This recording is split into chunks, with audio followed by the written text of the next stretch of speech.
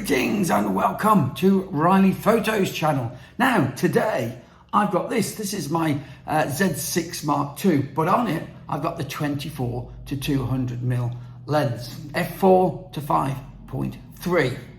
But over here I've got this. Oh yeah, this is the Nikon, the 70 to 200 2.8.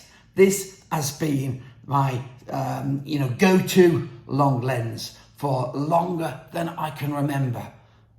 But it's £2,000 for one of these, and it's only £1,000, well, less than £1,000 for this new Z lens.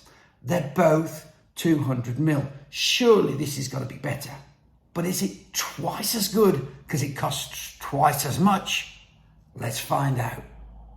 And we start off with an image, full frame, exactly as it came off the camera. I haven't done anything to this image whatsoever. So, is it the cheap Z lens or is it the full price big 2.8 lens? Let's have a look at the other image. There. Well, I think that should give it away. Is it image 1 or is it image 2? Like an optician, do you prefer 1 or 2? Do we like image 1 or image 2? It's obvious, isn't it? There's image 1. And as you can see, I've used a slightly wider aperture on purpose because I've thrown that background out. But if you check image 2, it's just not able to throw the background out quite so much. The background's a little bit too close. Yes, that's because it doesn't have that 2.8 aperture. No, this is the Z lens and it can't quite throw the background out enough. If we look at the 2.8 lens, it's able to give you that differential focusing more. So when it comes to differential focusing, otherwise known as making the background blurred, then the 2.8 lens is the winner. On to the next picture. Now this time we go side by side, and this is really interesting because these are both Nikon cameras and they are both set up in exactly the same way, the same color space, the same everything.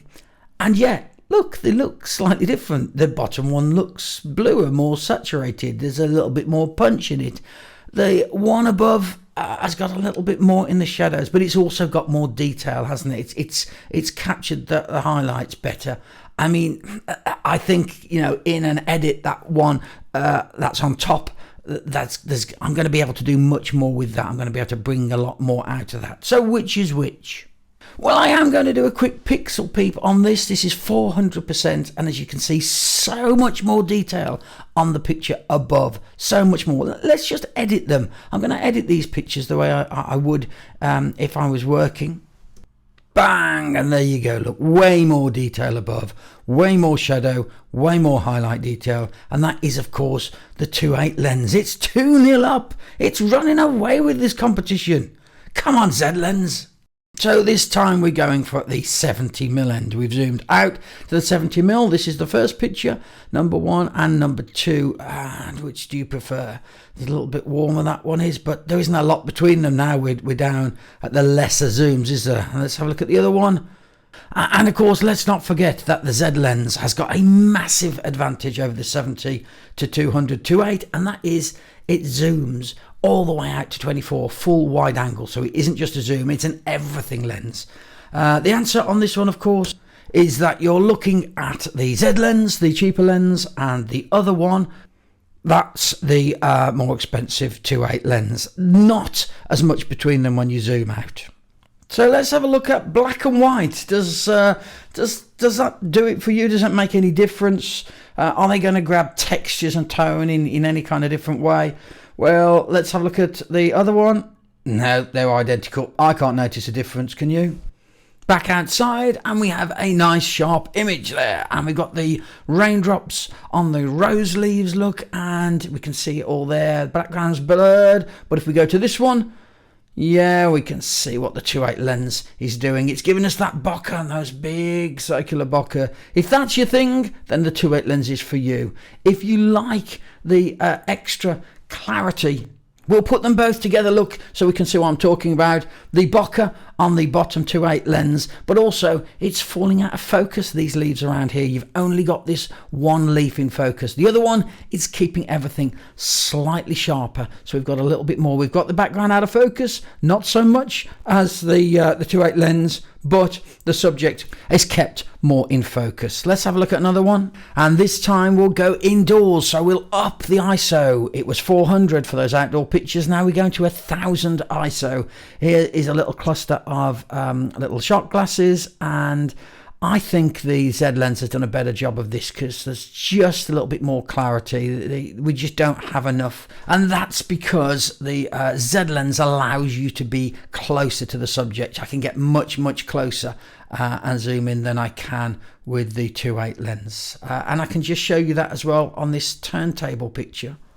Here's a picture of the stylus taken with the Z lens, and that's full frame, zoomed all the way in on the 200mm. Let's have a look zoomed in with the 200mm on the 2.8 lens, and I had to get much farther back. Might not seem that much there, but it was a considerable. I had to go back a couple of paces to the minimum focus distance to be able to get that, and I'm only just on it. On the turntable, we have this record here, and this is with the Z lens, and obviously I'm doing these pictures so that you can really see the widest aperture, and this is the 2.8 lens. I'm specifically choosing the widest aperture so that you can see the difference between them, and it's just whatever works for you. But finally, I'm going to give you an image taken identically. Okay, same color settings, same shutter speed, same aperture, same ISO, and they're side by side. One of these is the 2.8 lens, one of them is the cheaper Z lens. Which is which? Can you tell? What do you think? Is there something standing out on one of these that's going to give it away? Well, the answer is the cheaper Z lens it's on the left, and on the right we have the more expensive 2.8 lens. Now that was interesting, wasn't it? This is the staple lens of photographers around the globe when they want a medium telephoto. This 200mm lens is seen everywhere because it's sturdy. It can take a few knocks. It's weatherproof. You can sit outside in the rain and still take pictures. You can take it to the Arctic and still take pictures. The desert, still take pictures. This one, on the other hand, is great value for money. It's compact, it's light, it's not going to be as sturdy perhaps as that other one, and it's certainly not going to be happy sitting in the rain all day. But the picture quality, not as big a difference maybe as you'd think. Yeah, the bokeh on this 2.8, when we're wide open, we can throw the background out a lot more on this. But you know, if you're not going to go and sit out in the rain, and if bokeh isn't important to you, or with the extra money that you save by buying this cheaper lens, you could buy yourself, you know, an 85mm 1.4 or something just to get bokeh when you need it, maybe this is the choice for you. I'd say if you're a pro and actually you're going to be doing outside work, then having one of these is pretty good just for the weather sealing. But actually, if it's just about pictures, if it's just about quality, and actually if you're traveling around and weight is an issue, this is a pretty good option. Now, kit lenses in general get a pretty raw... Thank you, Ernie. He doesn't like kit lenses. Listen, they get a pretty raw deal, don't they, kit lenses? But are they as bad as we think?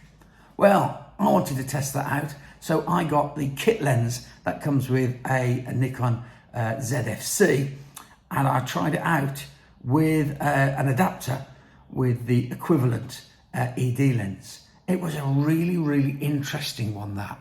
And if you'd like to see the results, click up here.